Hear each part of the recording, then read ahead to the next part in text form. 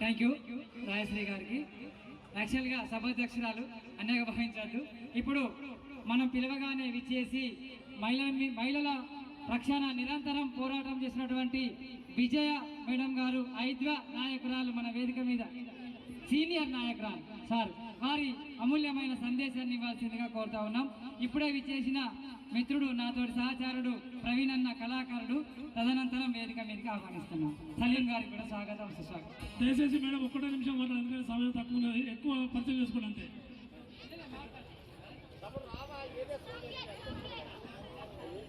వేదిక పైన పెద్దలు అలాగే గ్రామ పెద్దలు తోటి మహిళలందరికీ కూడా అంతర్జాతీయ మహిళా దినోత్సవ శుభాకాంక్షలు తెలియజేస్తూ అఖిల భారత ప్రజాతంత్ర మహిళా సంఘం 5 అంటే పెట్టుకున్నదేమో అంతర్జాతీయ మహిళా దినోత్సవం సందర్భంగా మహిళల పోరాట స్ఫూర్తిని గుర్తు చేసుకోవడం కోసం పెట్టుకున్నటువంటి సభ. మా అన్నలేమో నిమిషం పరిచయం అయ్యి ఆపేయండి అంటున్నారు. క్షమించాలి, మీకు వేదికలు ఎప్పుడు వస్తాయి, కానీ ఇక్కడ ఉన్నటువంటి ఈ మహిళా దినోత్సవ ముఖ్య సారాంశం ఏంటి అనేది 2 ముక్కలలో చెప్పుకుందాం.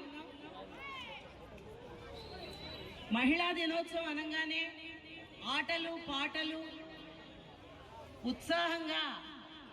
ఉత్సాహంగా మనం చేసుకుంటున్నాం. కానీ దీని వెనుక ఉన్నటువంటిది చాలా పోరాట పటిమ. మహిళలు రోజుకు 24 గంటలైతే 18 గంటలు పనిలో మగ్గిపోతున్నటువంటి సమయంలో మాకు 10 గంటలు కావాలి అని పోరాటం చేసి సాధించుకున్నటువంటిది ఈ అంతర్జాతీయ మహిళా దినోత్సవం. ఇది మన మల్లాపూర్ హైదరాబాదు చుట్టూ ఉన్నటువంటి ఊర్లో కాదు, ఇది ప్రపంచ వ్యాపితంగా మార్చి 8 అంతర్జాతీయ మహిళా దినోత్సవంగా ప్రకటించబడింది. దీన్ని మనం ఎందుకు జరుపుకుంటున్నాము అనేటిది మనం ఇక్కడ గుర్తు చేసుకోవాల్సినటువంటి అవసరం ఉన్నది. ఇప్పటిదాకా పిల్లలు చాలా మంది స్టేజ్ మీద చక్కటి మన పిల్లలందరూ ఆటపాటలతో ఎంత ముద్దొస్తున్నారు వాళ్ళు. కానీ ఆడపిల్ల పుట్టింది అంటేనే ఇవాళ గుండెలు బరువైపోతున్నాయి. ఎందుకు? సాదుకోలేక కాదు, వాళ్ళకు ముద్ద పెట్టుకోలేక కాదు. ఈ పిల్లల్ని మనం కాపాడుకోగలమా? ఇప్పటిదాకా చెల్లి పాట పాడింది, దాంట్లో ఎన్ని విషయాలు ఉన్నాయి అని అంటే చాలా బాధాకరమైనటువంటి విషయాలు ఉన్నాయి. ఆడపిల్ల ఇవాళ 3 నెలల పసిపాప నుంచి 70 ఏళ్ల వృద్ధురాలు వరకు అసలు కాపాడుకోగలుగుతున్నామా? ఏంటిది దుస్థితి, ఏంటి పరిస్థితి? మన పిల్లల్ని మనం ఎట్లా కాపాడుకుందాం? దానికి తోడి వాళ్ళ డ్రగ్స్ అనే మహమ్మారి విచ్చలవిడిగా వచ్చేసింది. ఆడవాళ్లే కాదు, మన పిల్లలు మొత్తంగా కూడా ఇవాళ డ్రగ్స్ కు అడిక్ట్ అయ్యే ప్రమాదం వచ్చింది. చాక్లెట్లలో డ్రగ్స్ పెట్టి అమ్ముతున్నారు, సిగరెట్లలో డ్రగ్స్ పెట్టి అమ్ముతున్నారు, ప్రతి దగ్గర డ్రగ్స్. ఎక్కడి నుంచి వచ్చింది? ఇది వరకు తాగి చెడిపోతున్నారు, ఆడి చెడిపోతున్నారు, తిరిగి చెడిపోతున్నారు అనేటువంటిది ఒకటే ఉండింది.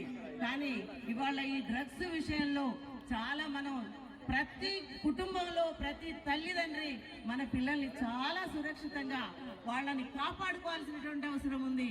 ఎక్కడ డ్రగ్స్ ఉన్నా కూడా మహిళలు మగవాళ్ళు అనే తేడా లేకుండా దానికి వ్యతిరేకంగా పోరాటం చేయాల్సినటువంటి అవసరం ఉంది. ఆడవాళ్ల మీద జరుగుతున్నటువంటి అత్యాచారాలకు వ్యతిరేకంగా పోరాడాల్సినటువంటి అవసరం ఉంది. ఎక్కడ అన్యాయం జరిగినా ధరలు పెరుగుతా ఉన్నాయి, వాటి కోసం కూడా దాంట్లోకి పోవద్దన్నారు. ఏం చేయాలి? ఇక్కడ కూడా మా సమస్యలు చెప్పుకొని ఇవ్వట్లేదు సమాజం. ఏం చేద్దాం అన్నలారా, క్షమించండి. అందుకని ఏంటనంటే దయచేసి ఇది పోరాట దినం. ఈ పోరాటాన్ని ముందుకు ఎక్కడ ఏ అన్యాయం జరిగిన ఆడపిల్ల మనల్ని రక్షించుకోవడానికి, డ్రగ్స్ ని వ్యతిరేకించడానికి, డ్రగ్స్ నుంచి మన పిల్లల్ని కాపాడుకోవడానికి మనము సమాయత్తం కావాల్సినటువంటి సమయం ఆసన్నమైంది. చాలా అప్రమత్తంగా మన పిల్లల్ని 2వ తరగతి 3వ తరగతి చదువుతున్న పిల్లల్ని కూడా మనం కాపాడుకోలేకపోతున్నాం. ఇది బాగా గమనించండి. ఫోన్ అనుకున్నాం ఇన్ని రోజులు, ఫోన్ కంటే మహమ్మారి వచ్చేసింది. దయచేసి దీనికోసం పోరాటానికి సిద్ధం కావాలని చెప్పి ఈ అంతర్జాతీయ మహిళా దినోత్సవం సందర్భంగా పిలుపునిస్తూ నాకు ఈ అవకాశాన్ని ఇచ్చిన పెద్దలందరికీ ధన్యవాదాలు తెలియజేస్తూ సమయం ఎక్కువ తీసుకున్నందుకు క్షమించండి. Thank you. అయ్యో అన్యాయంగా భావించదు మేడం, చాలా చక్కటి సందేశాన్ని ఇచ్చారు మీకు. ఇప్పుడు థ్యాంక్ యూ మేడం. మహిళల కోసం మరి ఇప్పుడే పుట్టిన పాప నుంచి రేపో మాపో రాలిపోయే పండు పెద్ద మనిషి వరకు చాలా మంచి సందేశాన్ని ఇచ్చారు మరి మా మహిళలకు. అట్లాగే ఇప్పుడు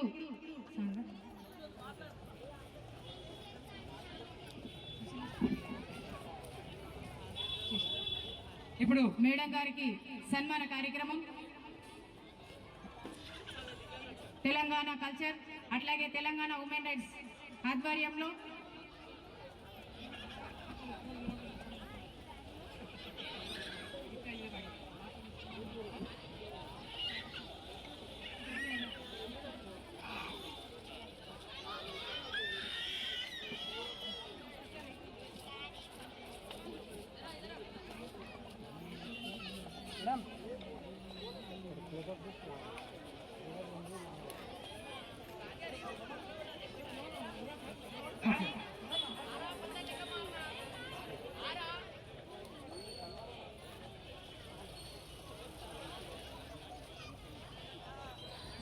అదేవిధంగా మేడ్చల్ మల్కాజ్గిరి డిసిసి మాజీ ప్రెసిడెంట్ అన్నగారు కూడా ఏదో కార్యక్రమం ఉందంట, ఇంతకంటే అన్న కూడా ఒక నిమిషం మాట్లాడాల్సిందిగా కోరుతున్నాను.